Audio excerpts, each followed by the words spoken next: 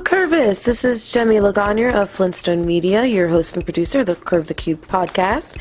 And I would like to welcome you to this, the 85th episode of Curve the Cube. And today's guest is Jessica Empress Prestige McCready. And I was so excited to finally talk to her. I've known her through other circles for some time now, and it's nice to finally sit down and really get to know her. She was amazing.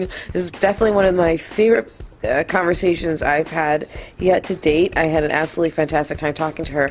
Jessica Empress Prestige is the founder of Poetry in Motion Productions, and if you break that down, yes, that does spell PIMP.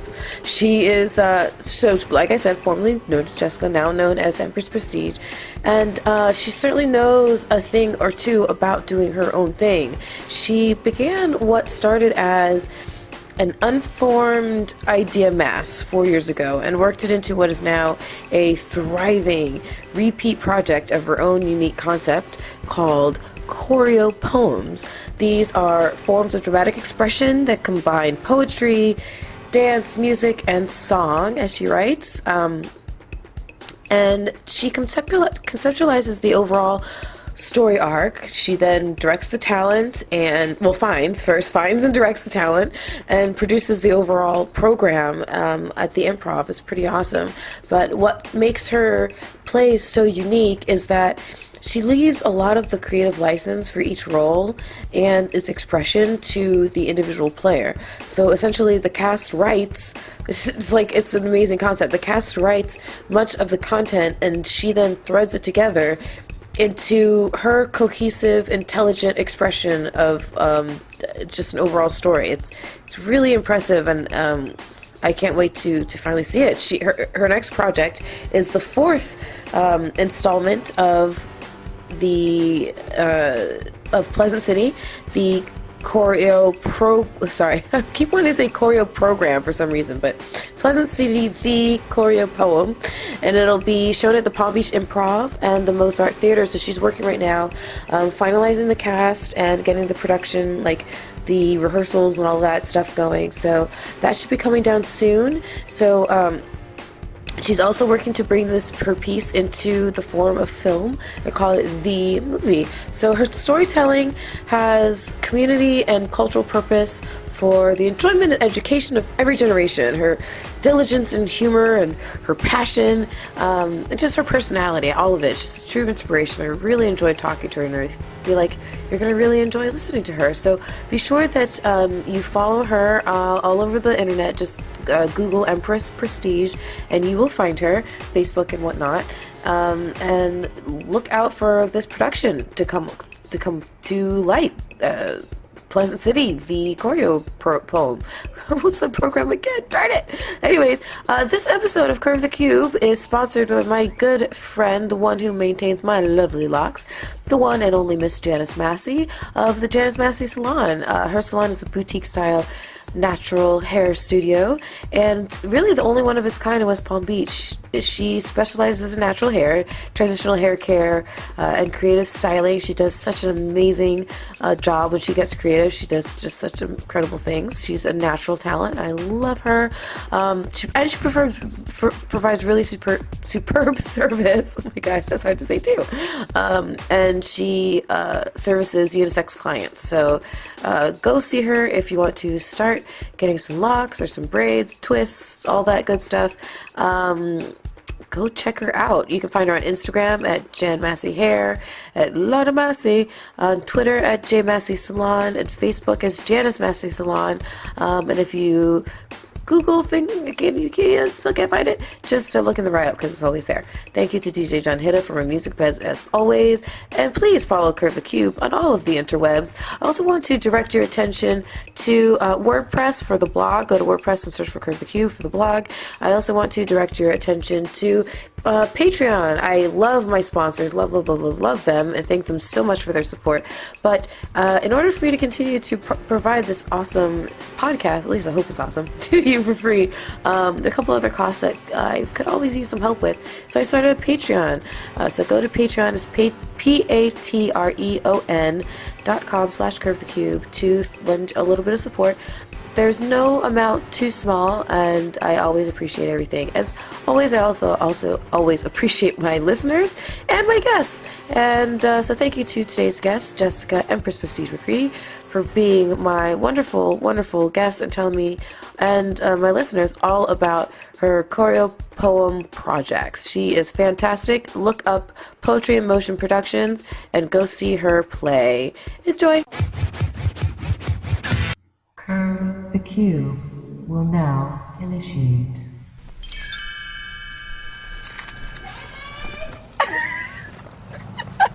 Hey, how's it going? Hi. Hi. How you doing? Good, how are you? Oh, Good to see you. Oh, were you really? Yeah, but oh, I you're decided so to funny. do the up bun. I love it. I love it. It's a great look. Okay, well, welcome to my home. Oh, thank you so much for having me. This is home. This is also headquarters where we practice. There's a cat. My cat Ginger. And she likes to sneak out. Oh, yeah. Scare her away. Okay. But we're good. We're safe. Everything's is clear. All right. Everybody's in the back, but we can kind of set up. Oh, is that Ginger? Is that the famous That's Ginger. Oh, she's a scamp. I can tell. Look at her. Yay, I'm so excited. This is gonna be fun. It will. I met you before. Yeah, we totally have met before. Some exhibit trio or Jafla events or something. Yeah. And I heard when I your did his rendition podcast. I heard the rendition of Gin and Juice. I love it. I don't think for the rest of my life, as long as I continue to live in and around West Palm Beach, I'll ever live that down. No. That was fun. That was a lot of fun. So how are you today? I'm good. So what have you guys been practicing lately and doing? What have you been up to? We are getting ready for Pleasant City Thee ChoreoPoem, Ooh. which is debuting in October of this year. Okay. It's actually our 4th run. That's awesome.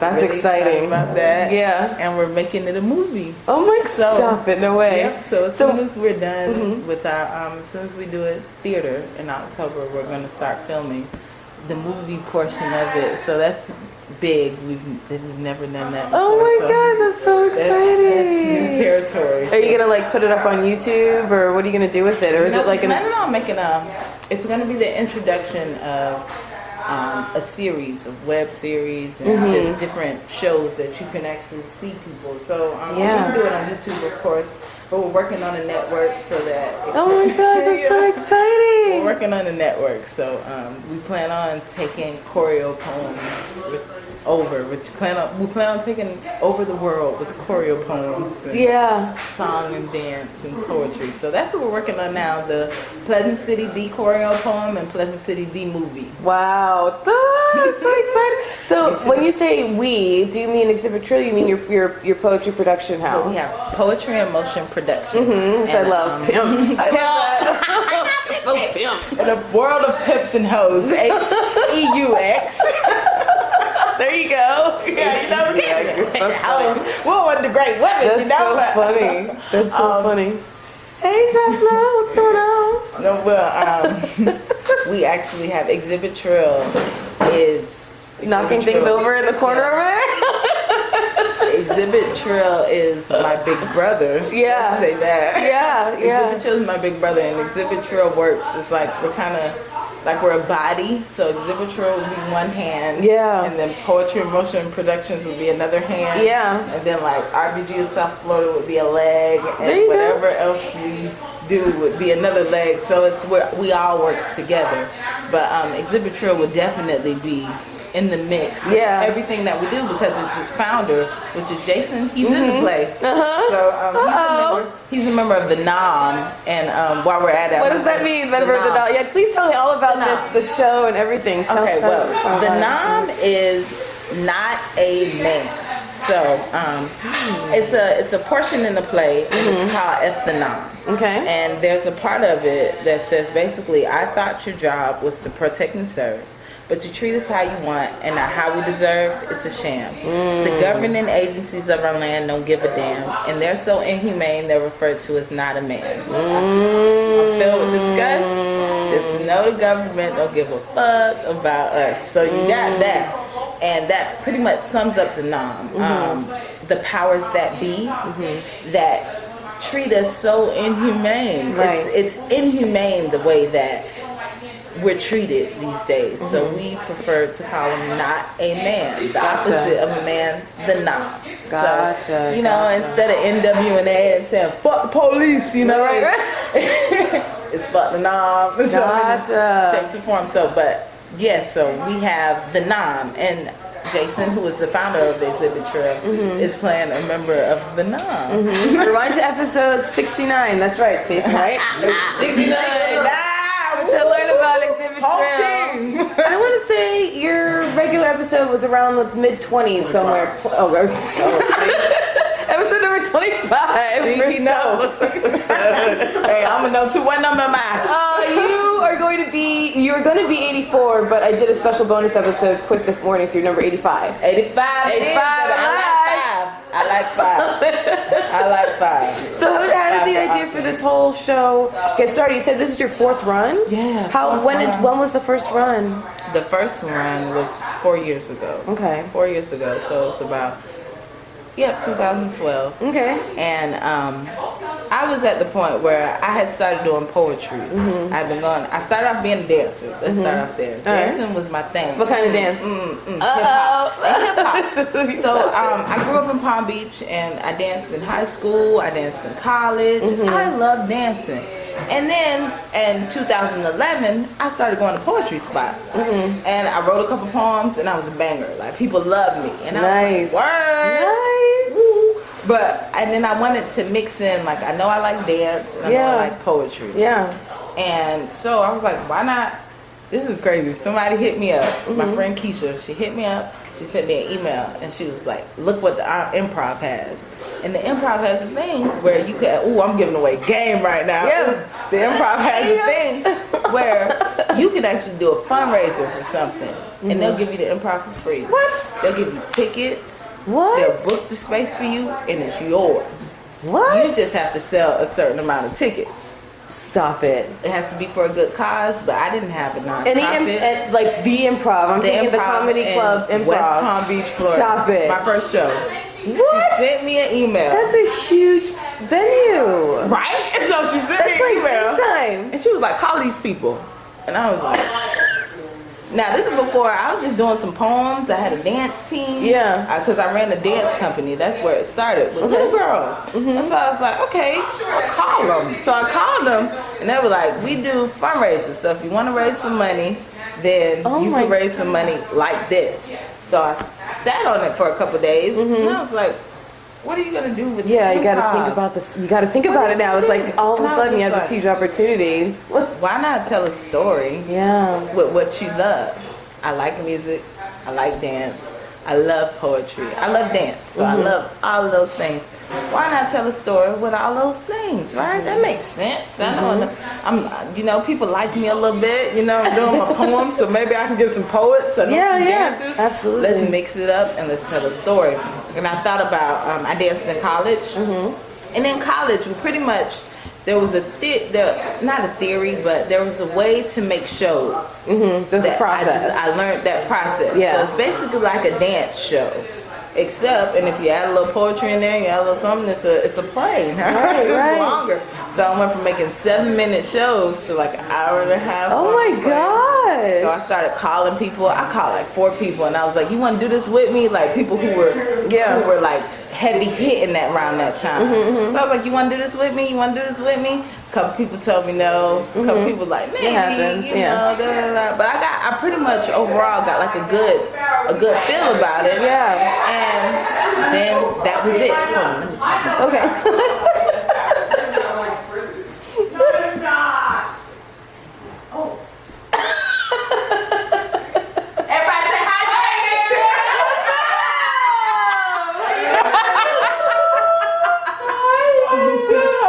My hands are wet. It's okay. How you doing? Good to see you. She cooking. This is a perfect Sunday. All right. I'm glad I came on the right time. Interviews. I'm trying to tell you progression. So we had. So I finally got with like a good set of people. I hit up a couple of poets that I met on the poetry scene. Yeah. And I met up some dancers because I have been dancing on dance crews, and I was like, let's. Do you know Purebred, Jimmy Purebred Emile?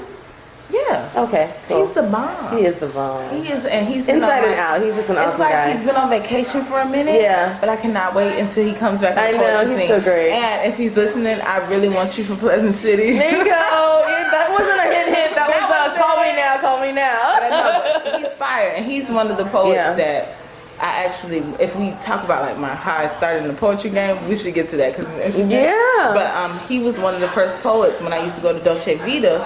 I used to see him, and I was like, oh my gosh, this is awesome. Before I even wrote my first poem. Yeah. So it was, that's wonderful. And so after I got the invite, after she told me about the place, I called it, I booked it, and didn't even know what the hell I was going to do. I was just like, I know. I had this thing called I Promote Peace, and that's I still have it, but it's decreasing violence through establishing self-worth. And I know we needed some money. Self-worth. Worth. Within our community, like we need decreasing violence through establishing self-worth. I feel like if you get self-worth, then the violence will decrease. That's absolutely true. Because I'm a violent being. But I found out what I was worth, and I put that energy into what I was worth.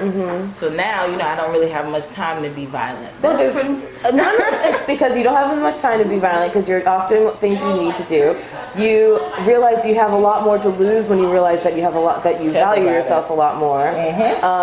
And you aren't as angry because you're now filtering and focusing yourself on positive things. And you can take that anger out somewhere else. I don't deny that we're angry. Oh yeah. That's one thing I would never ever do because I still am. We're still angry, but it's certain things you need to do with that energy, and it's either you're gonna break yourself up, you're gonna break yourself down, or you're gonna build yourself up. You're gonna break the people around you down, or you're gonna build them up. So I had to kind of like, that was my whole thing with I Promote Peace. So I was like, I Promote Peace needs some money. We can do a show. Yeah, I Promote Peace some money. Wish it worked like that. Let me tell you, no money. Let me tell you, the first play we did, it's really unorthodox the way that I run plays because the whole thing of a choreo poem is incorporating poetry, dance, and song. So poems must tell your story. I'm not like a writer. I can't write a whole play. I'm gonna just be real with you. I got other shit to do. I work full time. And then I have my community efforts that I want to do. So as much as I wish I could sit down and like write a I can't. But I love artistry and I love when it comes together. So I get poets that want to act. So if you want to act, you can write your own parts. And it's going to be in bars. It's never just, you see how we're talking? No. You got to, so the conversation is all bars. So it's all poems. Like a musical, everywhere. like a true musical, A true musical. It's like a musical in its truest form. So and that is our narrator of Poetry in Motion. Right there. Bossy the Boss Man. Hey, can I get one of those? Yes, you can. Can I get another one?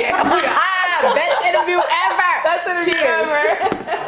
I'm getting ready to get us a can opener in a minute so we can bust I don't think I've seen a Bossy since, years. And a Bossy jumped on as soon as I told him about it. Seems like that. Abasi is one of the ones that I met on the poetry scene. Like I literally met him at Dolce Vita, and he was just like, I was like, I fucking love you. He was like, I fucking love you too. You shit. And then I told him about it. I told him about an idea I had, and he was like, I'm on it. And it's rarely do you find people that'll come to rehearsals. We rehearse every Sunday. I have no money to give anybody. And the theme that I have, we don't write it. I started off with no paper productions. So that means we created the conversations together. And so that means we got a shell. We knew what we wanted to talk about. And once we did that, we sat down and we had a little conversation. So let's practice having a conversation. After we figure out how we want that conversation to go, we put it in rhythmic form.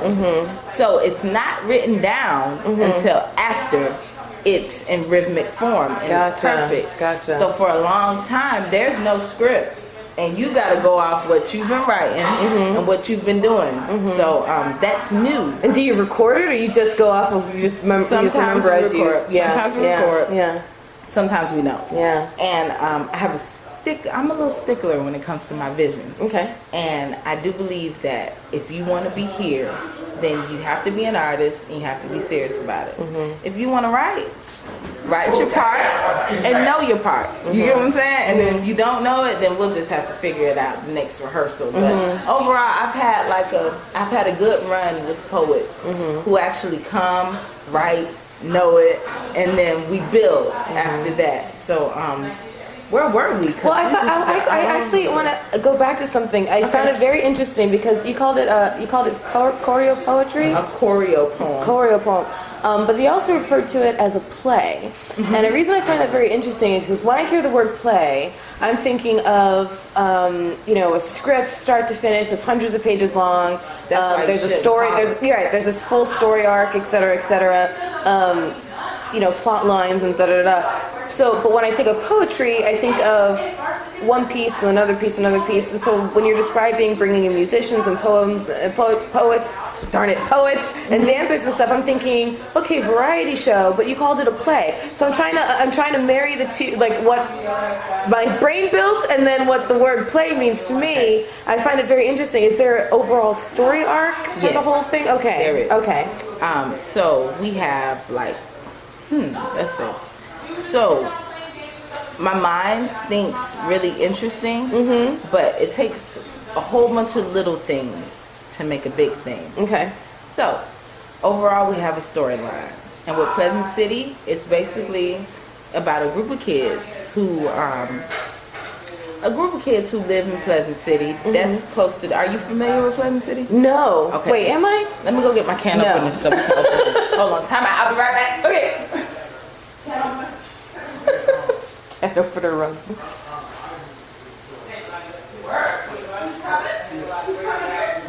That's what's up. You got some big boys that's gonna stop by and see us. But life is great. Life is good. What's your paw? You want me to get you? Right, duh. What am I thinking? I'm like just sitting here, like, look at it. No, that's fine. Yeah. Thank you much. Yeah. Cheers. Cool. Awesome. So we were talking about the ChoreoPoem. Okay, so it's about a group of kids that live downtown in Pleasant City. And so Pleasant City is a real place. Why am I don't know. I don't know. I'm thinking of. Like that. Oh, you know what I'm thinking of? I'm thinking of Pleasantville. Did you hear that movie, Pleasantville? That's what I'm thinking of. Like, why am I? Pleasant City is also real, just because. It ain't no damn Pleasantville. It ain't Pleasant. See, I do poetry. See, that's what I'm talking about. Everybody does poetry. You don't even damn know. So, Pleasant City is a very real place. I grew up downtown. Along Northwood, along that area would be Pleasant City. It's dirty. You want to clean it out? So we You grew up. I grew up around downtown in Pleasant City. We were Lot 23 artists. The Artist Loft. Yeah, that's where I came. That's where I came for Jason's. That's where I met you. The first time, yeah. I know. I missed the door. Wasn't it the door that he had everyone sign it? Yeah. Yes. I signed it. Still have. I will bring it out for you. But I have that in my car. No way. Oh, that's so funny. No game. I love it. That was love. Love it. Love there. But around the time, let me just rewind a little bit. Sure. We get really excited. Yeah. Take your time. First Pleasant City. We did Pleasant City, and it wasn't Pleasant City. The first ChoreoPoem that I did was Poetry in Motion Productions. And it was called Poetry in Motion. Okay. It was about a girl who lost everything.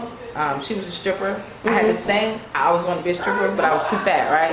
So I was like, fuck it. I'm making a ChoreoPoem. Girl, I've seen some plump strippers out there. They are doing their thing. I'm a little bit smaller than I used to be. I used to be 278 pounds. Never, ever. Nobody's stripper. Jiggling, baby. Go ahead, baby. Exactly. I'm jiggling everywhere. So, I decided to tell that story. Remember, the girl sent me the information about Improv. Yeah. So by the time I decided to tell a story about a girl who had lost everything. She lost her job. She was a stripper. She had a lot of money. Yeah. When you lose that job and you don't have a lot of money no more, that make you come to a serious realization of what's important. And she lost her man at the beginning too. So it's like you lost your man and your money. Yeah. You need to come to whoever you come to and figure out who you are. So that Come was to fill in the blank moment. So that was the first choreo poem. And then we had moved to, I was living in Rivera when I did that choreo poem. And that kind of showed me that you can do it. Yeah. You know, you can tell a story. Because I remember you asked me about, remember you said it was a play. Yeah. Like a variety show.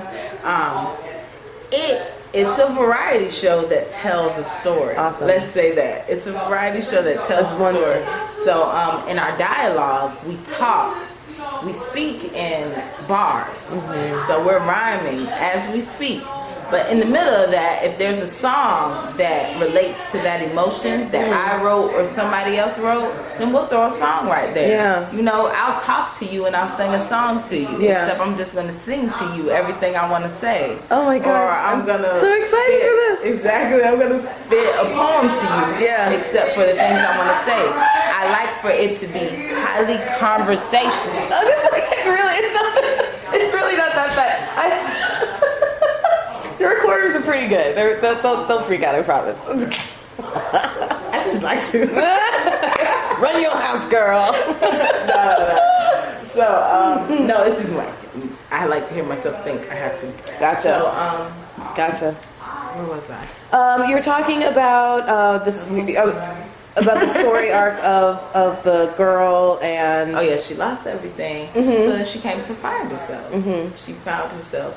And that's by like searching deep, looking in the mirror, figuring out what's really important. Like we had a section when it came to like balancing your chakras and different stuff like that. So it's just like an evolution of life. You know, you lose everything, you figure out what's really important, and then you move forward. So that was the first choreo poem, and that was kind of like I saw it could be done then. Like you could come to some people and tell them an idea that you have, and there's a few people that will ride with you. Yeah, they'll latch right on and get it. And not understand. Like they didn't understand. Nobody understood. Like I had a lot of Empress, not even because I was Jessica then before I was even like Empress Prestige. I changed my name, so I was like Jessica. I was like Jessica, we gonna do it, but. Like, I got you. But what I is got it? you, though. Because I got you, though. It was like, I've been writing all these poems, but where it go, I'm going to show you, and this is going to make perfect sense. Right after this, you do this, and then that happens, and this. So the first poetry in motion, I literally was running around the Improv. It literally was poetry in motion. All day. Pushing people. Go. Do that one part. So Nice. But it was beautiful because it happened. Yeah. And even though it wasn't supposed to happen, we got there. And they were like, you didn't sell enough tickets, we're cutting you out. So you got an hour and a half, and you get half the time to run that show now. And so they wanted to cut it off, but they didn't cut us off. They let us stay the whole time. At the beginning of the show, we were literally dressed in uniform. Like, it started off doing this little like sexy dance routine in a strip club because she was a stripper. So we're walking around with fishnets and tank tops trying to give out flyers. That's one way to get the audience attention. Please come. Like we're running around City Place. Please come to my show. Come, please. But either way, they let us have it. Yeah. And it happened. So the first Poetry in Motion, when it was the first Poetry in Motion production, when it was named Poetry in Motion, that kind of showed me that it could happen. What point in the process of having of knowing that you had this space, and then you had an idea, right? Because you can have an idea all day long about, oh, I want to put this together, and you can envision it happening on stage. At what point in the process did you realize, oh, I'm a director, and the weight of and everything that went into that you look like you're just realizing it now. It would have to be at the very end. Yeah. Somebody called me a director. Oh. I just was putting the show together. Yeah. You know what I'm saying? Yeah. I know how a dance show goes. Yeah. And I know that you have a part and a part and a transition and a part and a part and a transition. I know that happens. I know it'll make sense. Okay. Somebody called me a director and a producer. They were like, you're a director and a producer. And I was like, well, what do you know? Check me out now. Look at my resume. So it was kind of at the end of the first one. Yeah. It was like right before people were like, you are directing something. And I was like, damn, I'm directing there something. You go. So I kind of flipped the script during the middle of the first Poetry in Motion production. That's awesome. And then Jay and I were living together at Lot 23. And I usually get this little itch, like when I haven't done anything for a while. It's kind of like I don't feel like myself. I'm You mean sad like when all you the haven't done time. anything creative? Yeah, I want to cry. It's just like I'm all confused. I don't know where I fit in this world. And so I was like, it hit. There was a light bulb, and it was like, oh, it's time for another choreo poem. And that's that itch I need to scratch. oh man, that's that itch I need to scratch. That's what's gonna make me feel good right now. Yeah. And we were living in Pleasant City at the time, and it was like, okay, what better to call it than Pleasant City? I grew up here. I am here for the sole purpose of giving back, because that's what Lot 23 artists were there for.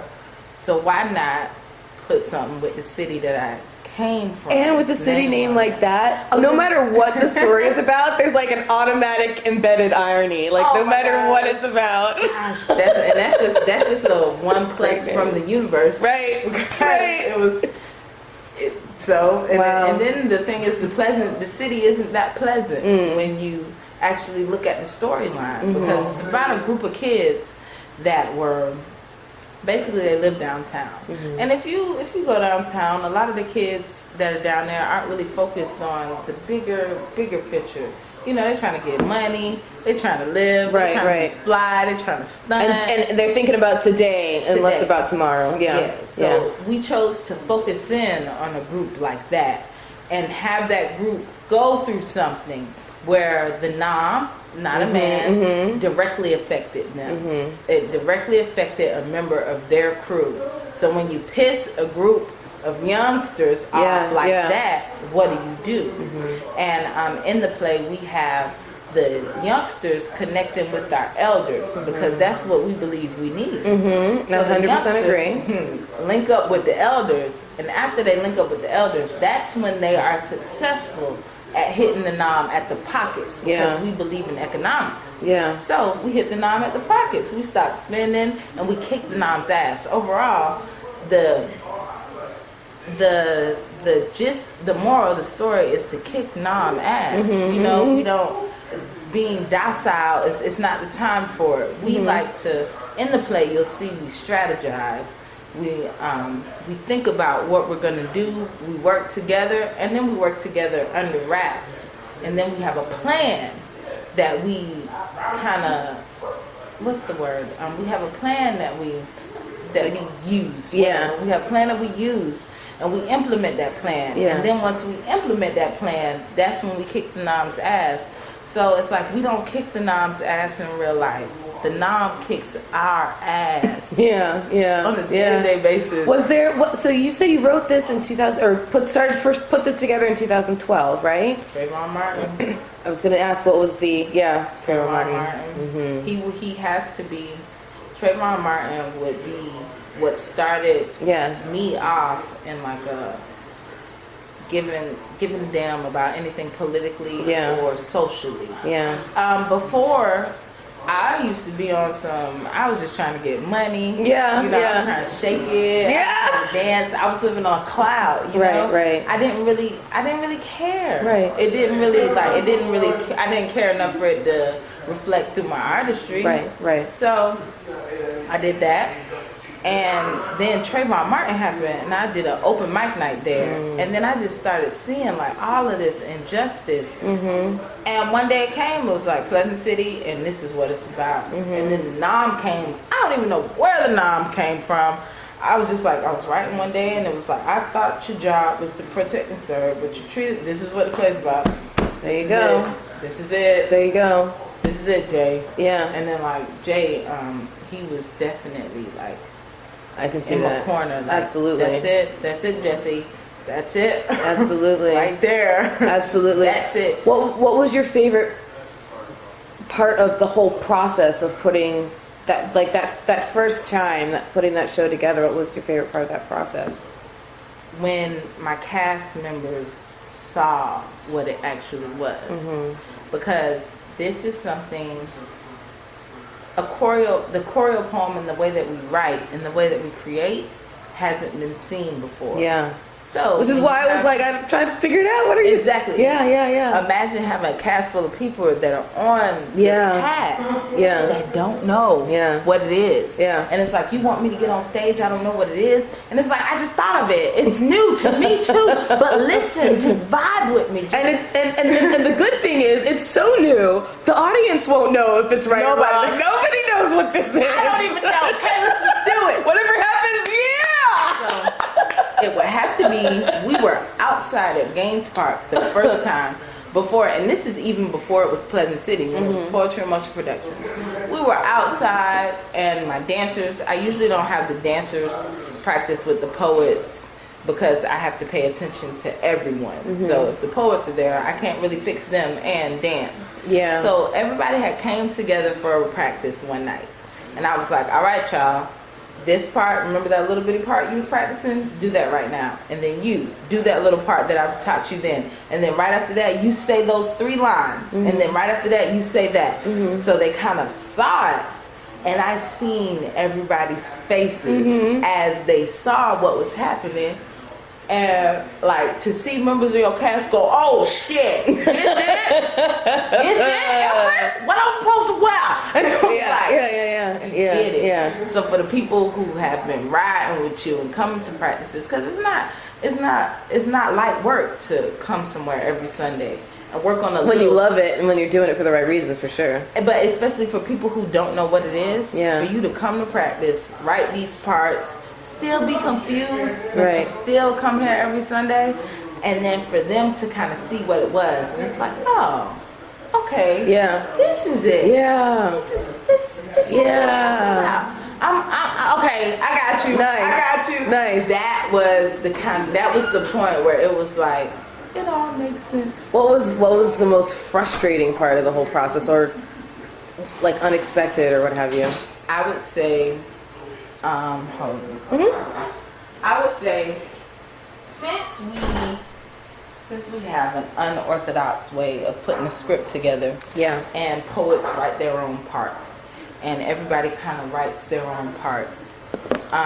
The most frustrating part would be when we have rehearsal and everybody's not there. So for example, if we're practicing a conversation that we're supposed to have in the play, the other person's not there. And the other person's not there. Another person's not there. It's like, we can't do shit today. We can't do shit today because you're not there. And you are a part. Like, everybody who is a part of this is a part. You're invested and you matter. You matter. So if you don't come, we can't really do it. Or like I'm learning that now after doing it for some years, how to kind of get through that. But before it stunted us. So it was a lot of Sundays where we were just kind of like, everybody's not here. How did you not keep that from interfering with any deadlines or anything you were up against? I prayed to whomever. And I just knew that it was supposed to happen. And overall, I was just like, they're bars. To me, in my head, I don't think it's a lot. You know, I think it's like, it's a matter of creating the bars, memorizing them, executing them. Boom, boom, boom. So it's really a 3-week process if we don't add all this extra shit on it, like missing it, or not paying attention. But this is down the third. So I was just like, if I got 3 before the play, then I'm straight. And I know where it goes. You know, I have to, the whole show, the show must go on. And if we set a date and the show's supposed to happen, oh, you bet your bottom dollar it's gonna happen. If I got and my cast prepared me because they call me Eddie Murphy, they're like, if I got to put on a wig, I know all y'all parts. You run out with like a gray wig, you'll say something, and then be like the audience like just hold on 1 second, you'll get it in a minute. You run off stage, come back. But it's pretty much, you know, when you know something's supposed to happen. Yeah. Do whatever it takes. That you know that something's supposed to happen. Nothing that can happen from start to finish can really mess you up too bad. Yeah. Now, I'm not going to say it wasn't days where I was stressed out or because I carry it. I carry it like it's mine, you know? Yeah. So it stresses me out, but it's like, hey, this what come with it, you know? This is what comes with it until I get the perfect line of people that know that, you know, until I get the perfect mixture, I have to work with what I got. And somebody who doesn't come to practice at all is better than a nobody in that spot. You know, it's better than nobody there. Yeah. So, and you have to adjust a lot. So if you're not going to be at practice on Sunday, I'm finna call your ass and we're going to practice one-on-one on Wednesday. There you go. Because you're going to know where you need to be right at the end of the day, because they look to me. Everybody on the cast looks to me to know what's going on. And I feel like as long as I know what's going on, we good. How did you establish yourself as a leader? What did you learn about yourself as a leader during that time? I learned that sometimes I'm a bit of a tyrant. Okay. And I get a little crazy. A friend of mine told me it was because I was a little spoiled growing up. In what way? The thing is, people label me as spoiled. But I think I have a spoiled spirit. Okay. I think I was born with a sense of entitlement. Okay. Growing up, I wasn't like an only child. My family didn't have money. And then I got adopted into like 5 children. So I was never like the only child. Never the center of attention. But I've always felt like some shit was owed to me, and I was gonna get it. So it's like I would request you. I would make sure that your ass was at rehearsal. Oh wow! And I felt like you owed me that. Yeah, if you told me you were gonna do it, you owed me that. You know what? I think there's an asset in coming into a relationship with someone, regardless of what that relationship is, with a certain level of expectation. And you project that expectation. I have a level of expectation, and because I know, like, even if I expect Jason to be a great, friend and collaborator, but I'm still waiting for that to happen. I'm thinking into the future when he's going to hear me say that. This is what you do. You gotta bother the shit out of people. You told me this is. I don't want to play. You told me that this was gonna happen. You lied. You lied. This is not what you're saying. I told you. No sugarcoat. No, you lied. You lied to me. You told me. You know how important this is to me, and you don't even care. You just fucking thing's gonna. All right. So be straightforward. Lay down a guilt trip. All right, I'm taking notes. Come on now. Be straightforward. Lay down a guilt trip, and just know that I know that what I have is serious. Yeah. I know that it's bigger than me. Yeah. And I know that God or whomever else, whatever you call it, has trusted me with something. This is supposed to happen. So basically, I know that I'm in charge of something that is supposed to happen. Yeah. And it's going to happen whether you line up or you line up or you line up. Are you going to line up? Yeah. Yeah. It's going to happen. It's interesting. And I can't really get into the details yet because it's something that'll be announced later. But I had an idea, and as I was formulating it recently, I suddenly realized I kept going down this one path was, because I have certain people in mind that I want to collaborate with. And the one path I kept going down was, if they say yes, or I can only do this if they say yes. And it hit me, I'm looking at this completely wrong. No, the decision is, I'm doing this. It's happening. It's happening. It's happening. They need to decide if they're on board, because if it's not going to be there, it's going to be someone else, because I'm doing this. And you know what also helped? I signed a contract. There you go. I signed a motherfucking contract. And with blood, and promises of their first 4 children. The Improv said, I have to be here, and I'm not making a fool of myself. There you go. This is going to happen. So, I feel like once you know in your mind that it's going to happen for whatever reason that you know it's going to happen, then it's going to happen. Yeah. So even now, I'm not trying to say that the movie and the ChoreoPoem that's coming up right now is everything's lined up and, we not I'm not shaking. I'm not saying that, but I do know it's gonna happen. I do know with whoever, and we're still getting cast members coming in now. Like, people are hitting me up. You looking for members of the cast? And I'm like, shit, yeah. Because you did the casting call, what, like about a month ago? A little under a month ago? 3 weeks ago? Probably? Yeah. Yeah, how'd that go? I can tell that's good or bad. Girl, nobody cares. You're still figuring it out. That's the beautiful thing about it, but nobody came. Nobody came. But it still worked out because people saw that we had a casting call. And there, we actually got to, at the casting call, I decided to run our normal rehearsal at a casting call. So we do different artistic development exercises because I love for everybody to be around me to be fine-tuned artists. Yeah. See, I don't just have like a choreo poem in mind. We are artists. And we do make choreo poems. But in order for you to make a choreo poem, you have to be a fine-tuned poet. Yeah. You have to be a fine-tuned singer. Yeah. You have to be a very well-groomed actor. So in order to do that, we need to do exercises. We need to practice. We need to make ourselves better.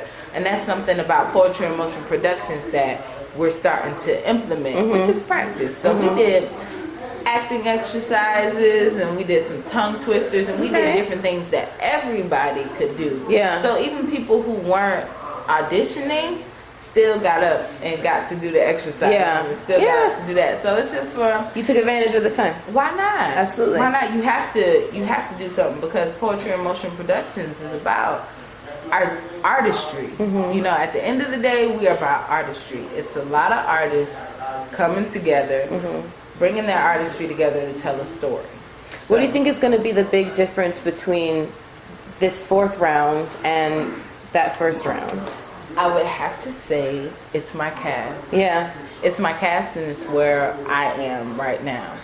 I have a cast full of well-rounded, like, poets and MCs. The rappers that I have are very, very good, and they also sing. So it's like my last choreo poems, I had a couple people who sang, a couple people who wrote. Oh my God! So when you said to me that you remember the rendition I did of Gin and Juice, I'm realizing all of a sudden it's just dawning on me the ears and eyes with which you witnessed that. I don't even know if I dare call it a performance. Weren't you at the house party where we were all like, okay, so those people that were singing, that's Poetry in Motion Productions. Everybody who you saw singing out there that night, everybody who you saw rapping out there that night is in Poetry in Motion Productions. And the reason why we know each other is Poetry in Motion Productions. So you saw that night how we could get together and you play instrumentals, and we fucking rock. We was vibing that night. That's us. That's us. Amazing. And that's how we tell all our stories. Wow. And you know what it reminds me of? When you just said that right there, it reminds me of the way that, like, the African tradition of telling stories is always with music, impromptu, nothing's really written down. Girl, connections, I'm making them in my brain. Figuring it out. See, I just had my moment of figuring it out. And that's what it's all about. We are indeed African. We are African. And this is how we tell our story. And if I don't know anything else, I came into, as I did the first Poetry in Motion, I was kind of transitioning from being like Jessica to Empress. So I changed my whole stage name. I was Jessica Prestige, and then something happened and Empress came, and I was like, oh shit, this Empress thing is real. And with that, I started coming and I started getting familiar with my heritage and, just the African culture and everything that it is. And I'm very much so, So let me ask, I'm going to ask you a series of 3 questions. Okay. When it comes to yourself, how have the last 4 years of working on this project, continuing to evolve it, continuing to make the connections and the relationships with the people in the network that were involved with it, continuing to lead it, et cetera, how has that aspect of the last 4 years of your life contributed to you? My personal? Your growth and et cetera. Oh man, I would say so much. It's hand in hand to where I'm still trying to learn how to separate it. Yeah. But the way that I interact with people, number one, because remember I'm a little spoiled. We talk about that earlier. So I'm used to like. Not spoiled. High expectations. High expectations. Yes, high. Thank you. That makes me feel so much better. This is how I want it. I want it now, and I'm gonna tear the shit up if I don't get it. Like that's kind of how I have to start out. See you in action. Girl, I don't play. I want my shit, and when I want it, I want it. But I don't want to be that. I don't want to be that one. You know. Now I'm growing. Cause I've had people done quit. Like so many people done quit, cuss me out, cuss everybody out. And it's like I had to really like sit down and be like, Jessica, what are you doing? And it was so hard to like get it going. I had turned into a tyrant, you know, like, God damn it, this is what I said and I want it now. Yeah. And so it's kind of like I've evolved as a person. Yeah. I'm kind of like, not finesse. The word isn't finesse, but I'm more bees with honey, let's say. And actually the procrastination that I'm so used to doing, I can't do that anymore. Because when you have 15 people that want to know where practice is going to be tomorrow, and you usually would wait till like 10 o'clock in the morning tomorrow to figure out where it's going to be. It's like you have to do that a week before now, and you can't yell at people to get what you want because not everybody takes to that. So I've kind of, it's so many ways, and even kind of just my self-esteem issues, how you feel about yourself. How you feel about yourself really comes off on when you're working with people. So it's forcing me to evolve faster than I would have if I wouldn't have chose this path. That makes a lot of sense. Because now I'm getting put in a lot of different situations where normally Jessica wouldn't be put. Right. And like now being the leader of this thing, and you got kind of like everybody's looking at you. Everybody's looking at you. Absolutely. So that means every time you throw a hissy fit, and hissy fits are my middle name. Every time you throw a hissy fit, now my cast will come back and they'll be like, so you tripping. And I'm like, oh my God. So last ChoreoPoem, I was getting cussed out by my cast left and right. Jessica, you are, I was like, oh my goodness, I have to be nicer. So it's forcing me to kind of dig in, grow and evolve, so that I don't. And then also, it's helping me balance. Let's say balance, because I feel like, for example, when a deadline isn't met, and you come to me, come to practice, deadline isn't met. My first mind is be like, what the fuck? I told you it was supposed to be done 15 days ago. It ain't done. What the hell you mean? And but I can't do it like that. So now I have to do it like, we talked about this, and you said, we agreed that this deadline will be up. But here we are, standing here. And you're a liar!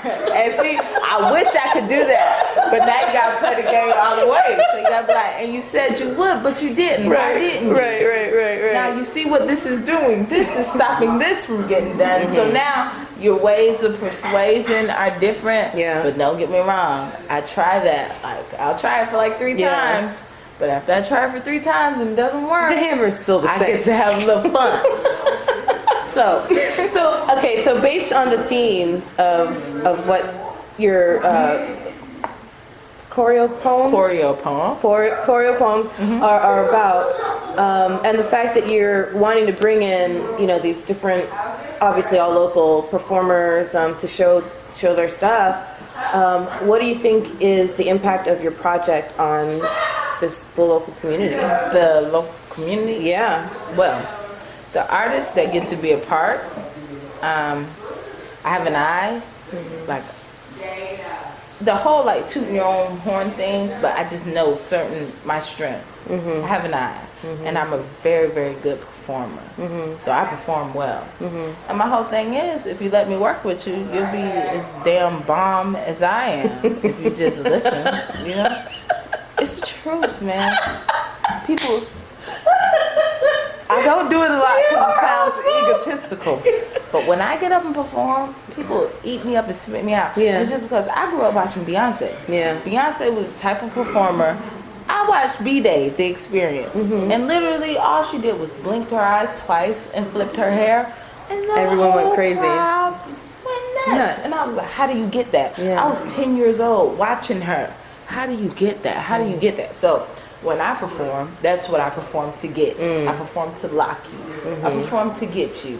And a lot of people don't perform to get that. They don't know. They just perform because they like their song. You perform attention. But I pride myself on being an artistic director. So for my artists that come in, a lot of performance experience that they don't usually get comes into place. And the fixing and the artistic development. So when it comes to our artistic community, that's what they get. They get a home of artists, like-minded individuals, because everybody who's in this play is an artist. So you get that hub and you get that family. And when you come to practice, we sing. Like, we don't just practice the choreo poem. We do that for an hour and 30 minutes, but after that it's free fall. So we are freestyling, we are singing, we are rapping, we are practicing our stage performance. So you are getting that cultivation as an artist. And for our community, the people who get to see it, we want to make you feel good. That's what Poetry in Motion is about. See, I pride myself in rehearsal. Rehearsal is serious. Because rehearsal makes you good.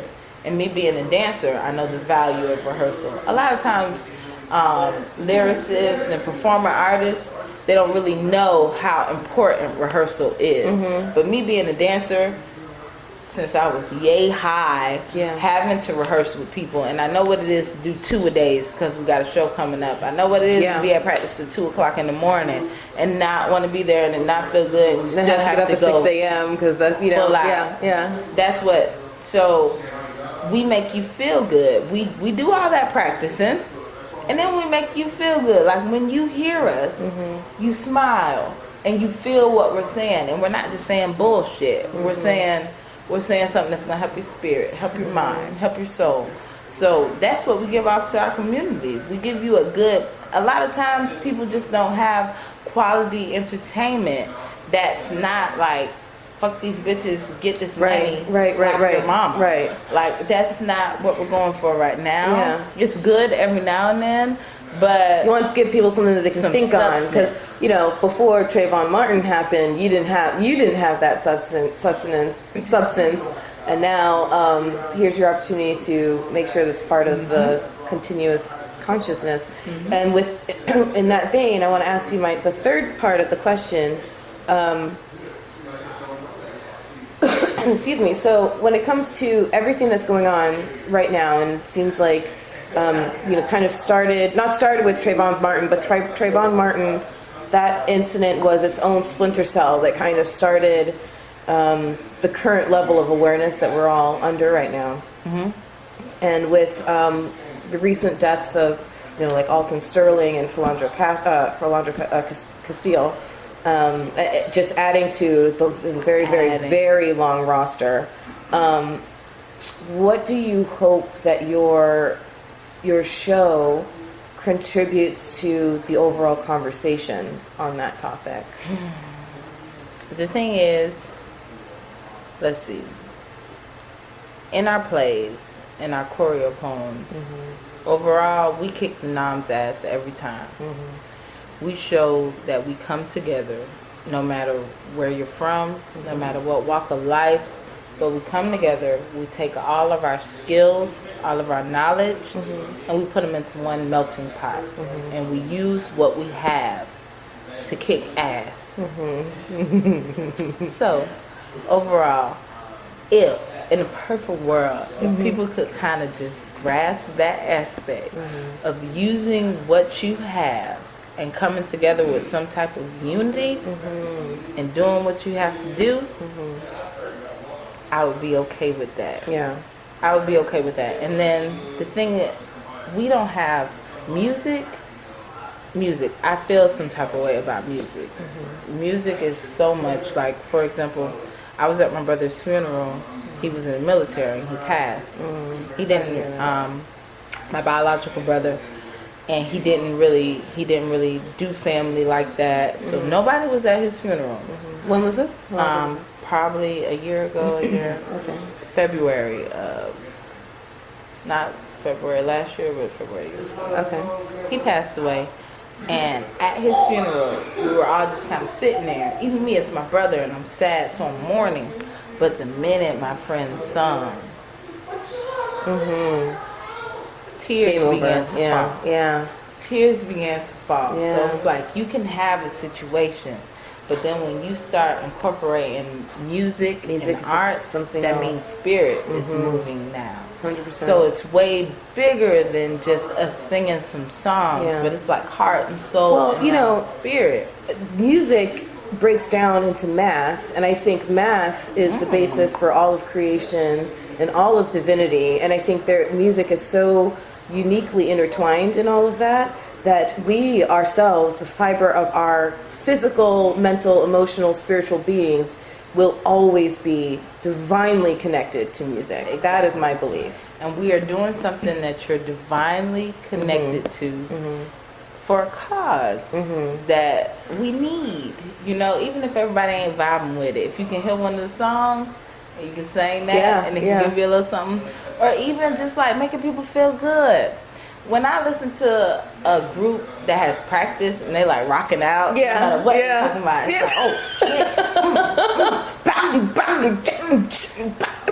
that makes you feel good. It makes you feel good. It's like you're deep, and the whole crowd, everyone's kind of in this together, and it's like, So to give people that, we just want to give some life, put some life in some lifeless places. Like, just give some life. Life is what I'm about. It's get you moving, get you feeling good, get you happy, excited, or get you thinking something. But overall, it has to be something you can feel. We want you to be able to feel. And if you can feel it, then mission accomplished. Mission accomplished. So where can people, as we kind of start to wrap up here, where can people, I know, we're having a lot of fun. We'll definitely be doing this again.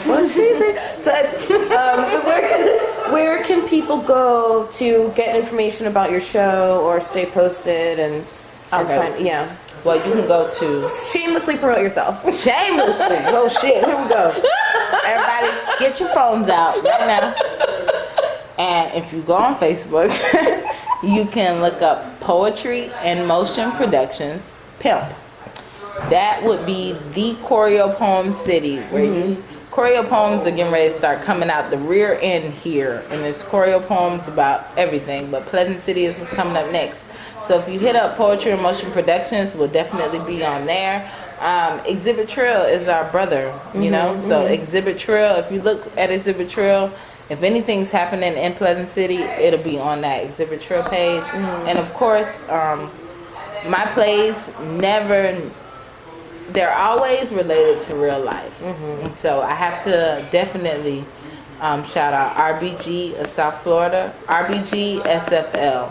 RBG of South Florida, and right now that's the movement that we're working on. Me, Amanda Lake, and Abasi Hanif, we're actually working on that, and they're in the play too. RBG South Florida, but that's where we do our community work. That's where we increase black businesses, spending in black businesses. We do a black business market, we do a family fun day and a mini market. So it's so much stuff, and you'll see, like, when you watch the play, you'll see like so much stuff link over from real life that you're like, what the hell, y'all really just wrote a play about your life? That's what you want to do?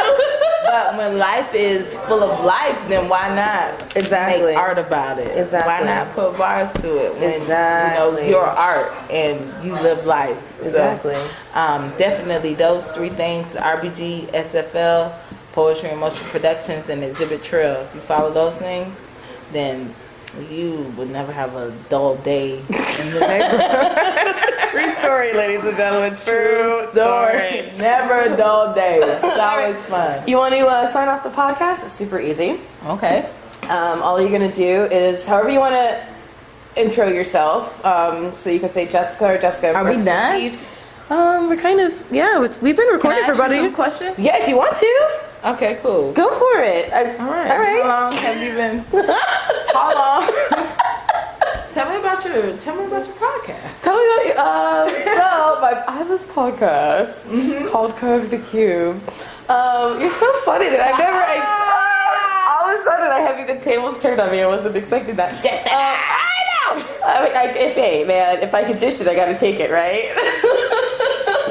So let's see. So the podcast is essentially designed to accomplish a few different goals, right? But the main goal is to inspire people to do something that they're passionate about. Whether or not that's your full-time gig that pays all your bills and you're one of those super fortunate people, or if it's something you do part-time, or if it's something you do as a hobby, whatever it is, you got to do something in your life that you're passionate about. Too often I see, and I was guilty of it myself for a little while, people stuck in a rut.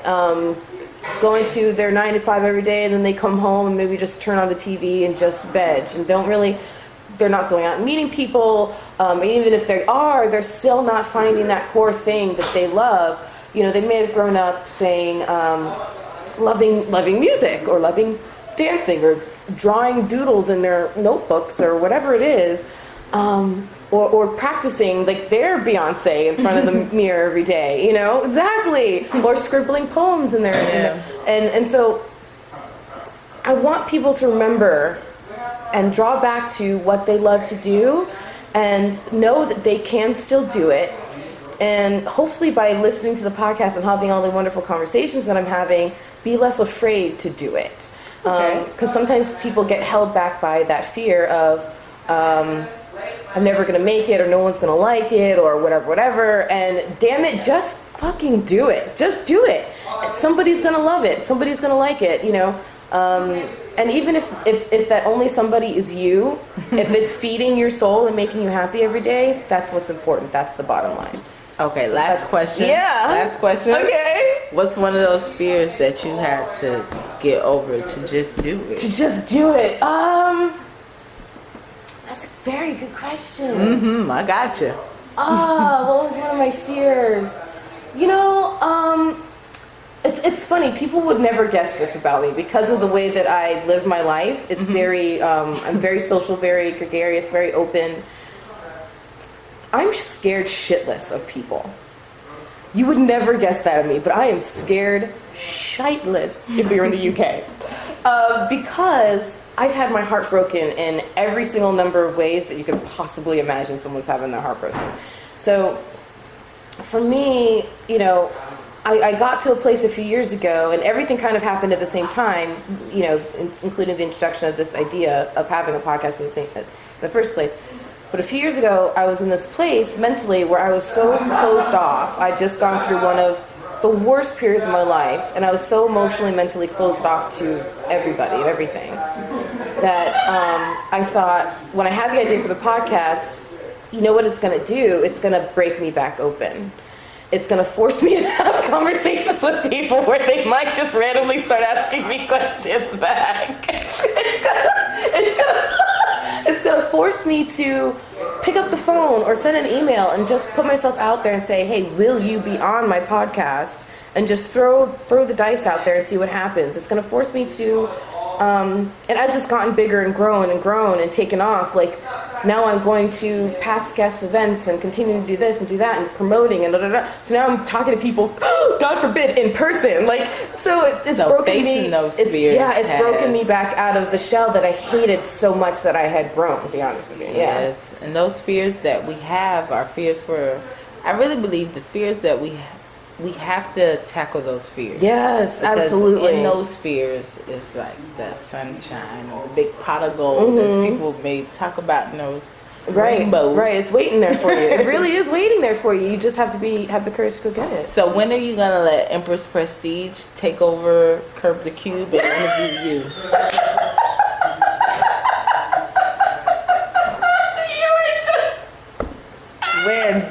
When? You are not afraid. You are not afraid. No fear. Oh my God. You know what? Let's do it. That's a great idea. Let's do it. I'm thinking, well, because, okay, so this is episode 85, I think we figured out. 85. What's your number? What's your number? We don't have to rush it. What's the number you like? Well, because for my 100th episode, I was thinking of inviting my pilot guest back on. Are you listening to what she's forcing me to do here? Oh, you know, hey. I see why you guys get along. You like putting people in awkward corners.